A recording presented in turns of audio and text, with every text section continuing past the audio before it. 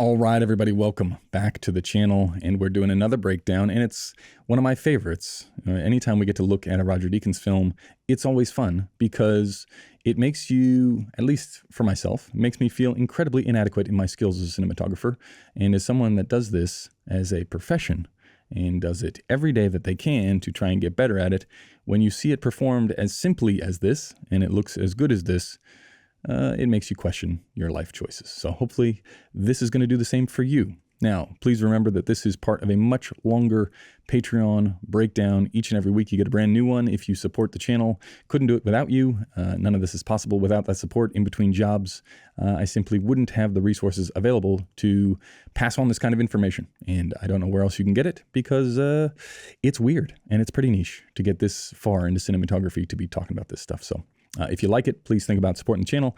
I would much appreciate it, and you get more access to stuff like this. So in this little breakdown of Bladerunner, we're not looking at some crazy VFX shot. We're not looking at some crazy, battle scene or some epic scale thing that has neon lights and all sorts of crazy things you'll never come across. The idea is to pick things that are easily repeatable for you, no matter what level you're working at. Like, what are the basics? What is the 80% of your coverage or your lighting is going to be around these simple patterns. And if we can pick up how experts are able to execute on these simple patterns, well, then that should, at least in theory, make us better. Now, the question is, are you going to listen? Are you going to follow through? Or are you going to think that you can one-up Raj? That remains to be seen. Okay, let's have a look at this little snippet from Bladerunner. This horse, you could shoot it from any direction. We're inside this room. Why wouldn't he place the horse this way along the table? Why place it this way, and why place Ryan Gosling, as we're about to see, in this wide here?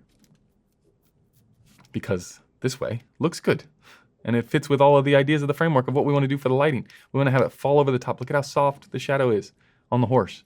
Mixes in with the gray, plus we got the balance of Ryan Gosling's shadow, which creates this thing. We're seeing off the table just a little bit to get those little elements. A little bit of depth on the table as well.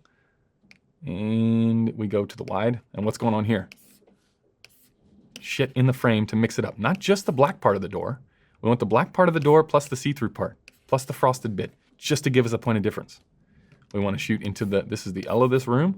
We got our practical on in the background. We got this thing on, which is giving us our key, also giving us a beautiful light for our girl over here. And this is where it's really, really hard to do this. To get this lady to have the perfect amount of cheek light here in our upstage lighting, right? So the line is between these two, right? To get this key contained enough to not wrap over there and get just enough neg to dump all of the light on that side of her face. This is the perfect angle, right? And yeah, that's hard to do. Along the lines, everything's happening. Got a little color in the background to keep things interesting. And just that slow little, slight little push. Give me a little push. And then, okay, because we've set the line, look how we've got that little bit of light in there. Is that an accident? From what you have seen so far, do you think that that is an accident? No, because you get this little tiny edge. It's just about to happen again. Get ready. He's going to turn his head. Now, as soon as you nail that wide, look at how easy the lighting becomes here, right? Say for this wide shot, people start getting pissed because you take, I don't know, you take 45 minutes to get this light in the right spot for her and get all the room tone balanced and get everything settled and all the levels right. Well, as soon as you do that, going from there to, this shot in the schedule, this is a cakewalk. You just soften off this lamp ever so softly. You keep her same direction. You move her in.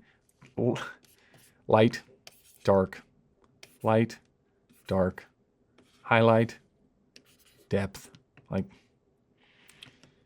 the reason it seems so repetitive is because it is so repetitive, because Roger Deakins is the framework. Little tears. And see how, now I didn't get the idea of that little tiny bit of looking up at people on my own. I got it through looking at this and going, why do I like this so much? It's because we're not looking down at her, right? Watch the lens height as well. Just those little tiny differences when you're operating the camera. Of like, hey, come down just a little. We're below Ryan Gosling over here. She's just looking up at him, which gives us that nice shadow on the nose. She's not looking down at him or anything like that. And he turns to look.